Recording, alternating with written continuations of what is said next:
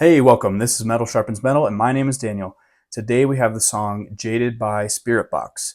They are a big band. They just got nominated for, or they won the, I don't know. It was the Grammy. It was the. An award of some kind.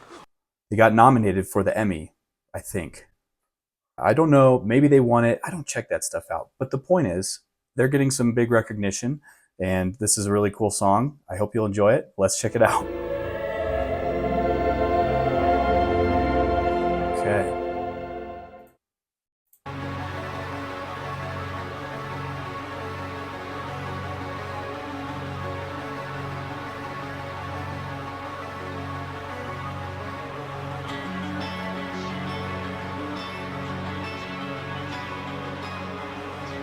Lots of mirrors in the background. That's going to be important.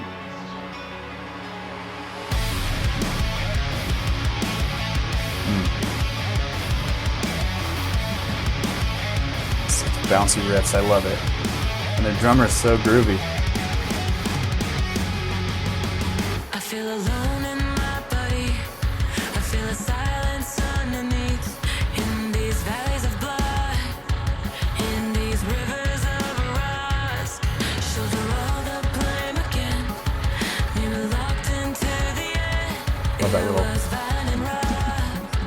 I was never enough. But what if I was? Stable enough to ride me down the road like the remora swam. But what if I was inside 1,000 lives to get my goals? It's never enough. It's never enough. Yeah, she's got an intense voice. And they just write the catchiest choruses.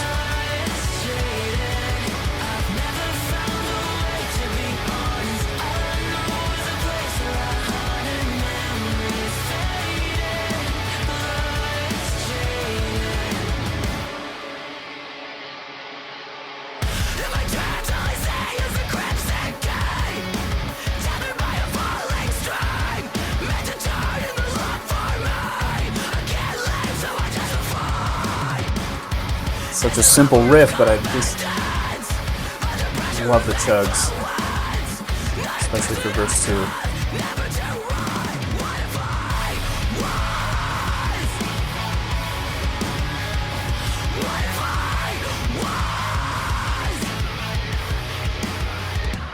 And I've always been ashamed that I wanna fall into a dream with my honor desecrated.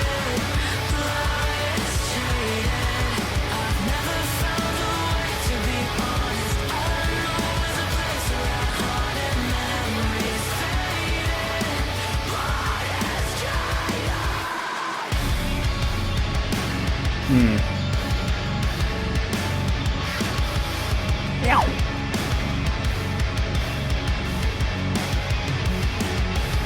Little harmonics, gosh.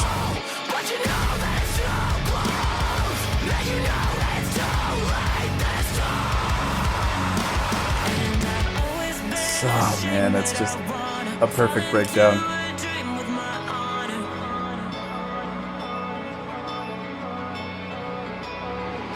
I've never found a way to be honest. All I know is a place where our heart and memories faded.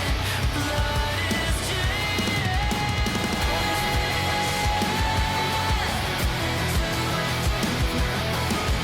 Really cool alternate ending to the chorus here.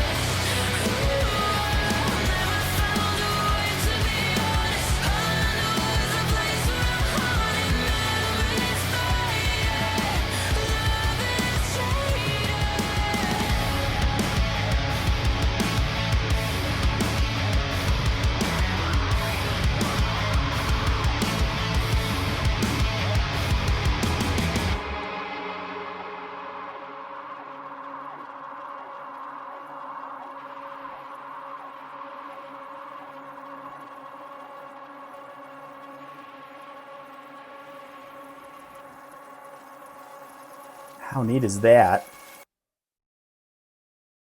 That's great. Okay, these guys have improved so much since when I first found out about them. I think the first song of theirs that I heard was Belcara, however you say that. It was a single they had back in the day. It was just a random YouTube suggestion, I think, and I clicked it, and I'm glad I did. That particular song, I don't really remember very much, and I don't think it was my favorite, but over the years, they just started consistently improving and putting out banger after banger. The production and the skill and the catchiness of each new release was just increasing exponentially. So it was really cool to watch that progress in that way. Their lead singer that you saw there is named Courtney LaPlante, and she is one of those vocalists who started off with definitely some skill and some determination, but then just kept increasing her abilities and growing and becoming a much better vocalist than when I first found her. And now she thinks she's better than everybody. I'm no vocal expert or anything like that, but even I can recognize that it's evolved from her putting her vocals on top of the guitars and riffs as they were presented to her, and now she's writing it with the guitars, and it's making a much more cohesive song that's just awesome to see. So Courtney is married to their lead guitarist in the band named Mike, just kind of like the Artificials band that we covered on the channel a while back. I've also listened to a few interviews with them, and they seem like genuinely humble people who are honestly surprised at the success they've been seeing lately, which is cool. It's a little bit refreshing. But yeah, this is actually going to play into the lyrics a little bit with how Courtney wrote this song. As for the band name, I recently learned that a Spiritbox is an actual device that ghost hunters will use to communicate with the dead. Oh, what's in the box? Coming at this from a Christian worldview, this is a practice that God forbids in the Bible, not because he's just trying to take away our fun. We want to talk to these nice ghosts and figure out who poisoned their soup. But it's actually because he's the author of life and death, and he has prescribed a way that those things are to work. And it's generally a one-way street. And there are examples where people communicate with the dead, even in the Bible. King Saul, back in the Old Testament, talked to a witch who conjured up the spirit of Samuel so that Saul could ask him questions. And God allowed this to happen, even though it was out of the norm. Now, it was sinful in this case because Saul was going to Samuel instead of God for help with this battle against the Philistines. And it ended up backfiring against him in a big way.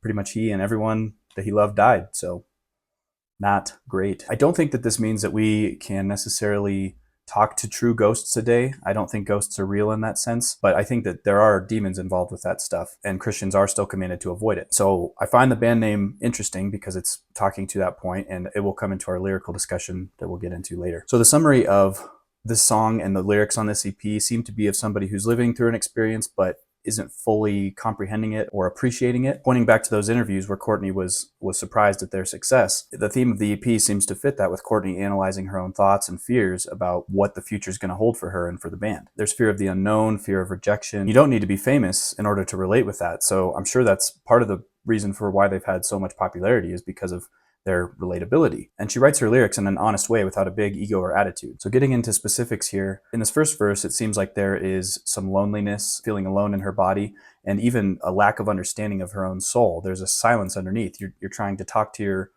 soul, to yourself, and there's no response. And I think this is a pretty understandable feeling, since nobody understands themselves perfectly. Even the Apostle Paul said that he didn't do the things he wished he did, and he did do the things that he wished he didn't. A lot of things I didn't want to do. The refrain here references wanting to be stable enough to wind down the road like a remora swims, which struck me as a metaphor for wanting to know where your next meal is coming from, just wanting to have certainty about the future. If they're somewhat surprised and maybe even jaded about their success as a band, this feeling would make total sense. Unlike the remora, who's attached to a shark and has a very clearly defined purpose in life, Courtney might be feeling like the success that the band has is fleeting and could be pulled away at any minute. But even in the midst of that uncertainty and wanting things to be stable and hold on to things, she still has kind of a desire for more than maybe she should have, because she says, you know, what if I had 1,000 lives to give my ghost? As if she's wishing for 1,000 lives to experience for herself.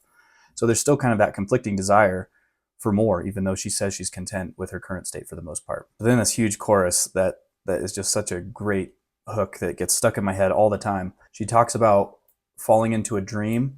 She references her blood being jaded, and blood being, I'm assuming, like her life force. She says all she knows is a place where she haunted, ghosts, spooky stuff.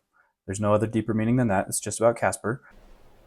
And then memories faded. So these sound like indications of living a hollow life and not really being present through it sometimes. And then one of the interesting phrases that I just did not fully understand at first until I thought about it a little bit more, and maybe I've got an okay handle on it, but the concept of having her honor desecrated. There's a nice little nod to the Canadian spelling there. But I think that there's many ways that this could happen, that our honor could be desecrated and could be sacrificed. And one being to act unethically in order to achieve success. I believe that's what the kids call selling out. She does say that she's ashamed of this feeling, and so she's clearly trying to resist the temptation that comes with these promises of success and things. And I think that's a noble intention, to want to stay on mission and make sure that your life isn't just on autopilot.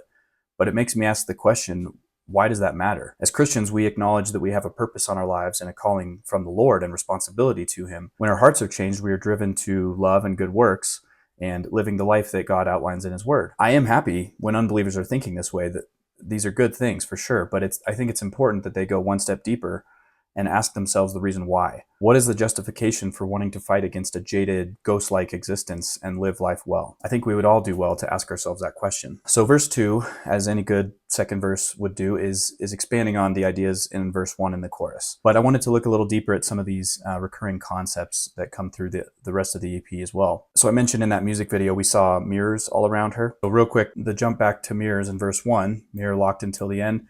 Mirrors are a way that we see ourselves and we see that revealed.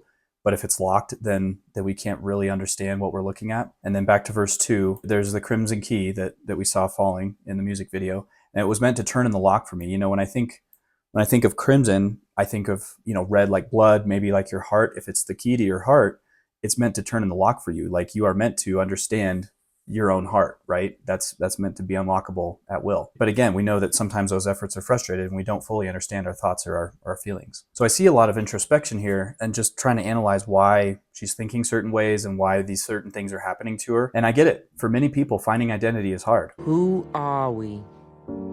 Where are we going in life?